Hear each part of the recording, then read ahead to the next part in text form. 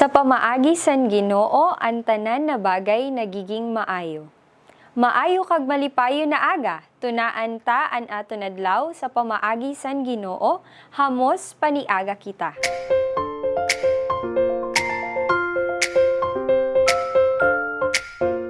Sa pamaagi san Ginoo ang tanan na bagay nagiging maayo.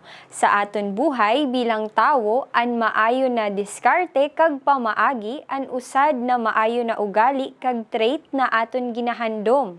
Kay aram naton na kun kita maayo magdiskarte kag damo sa naaaraman na pamaagi sa buhay, sa balay, trabaho kag sa pang-uro adlaw naton na nahihimo, mas napapadali kag nagiging hayahay an aton mga buhay.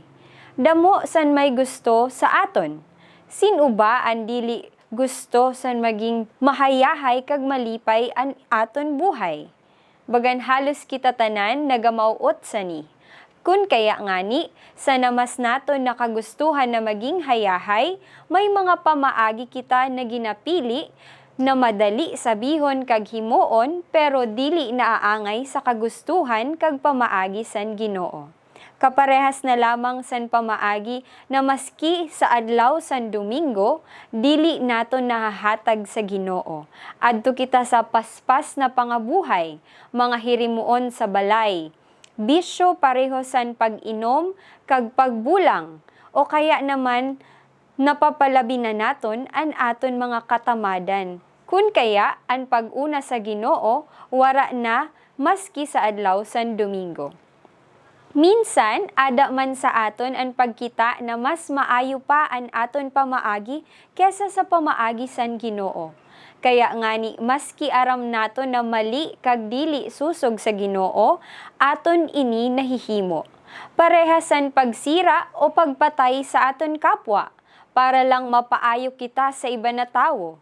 Pagbuwa sa ginikanan o sa mahal naton sa buhay para lang makaupod sa lakatan o kaya naman mapagbigyan an aton mga ginakauripnan na kasalan.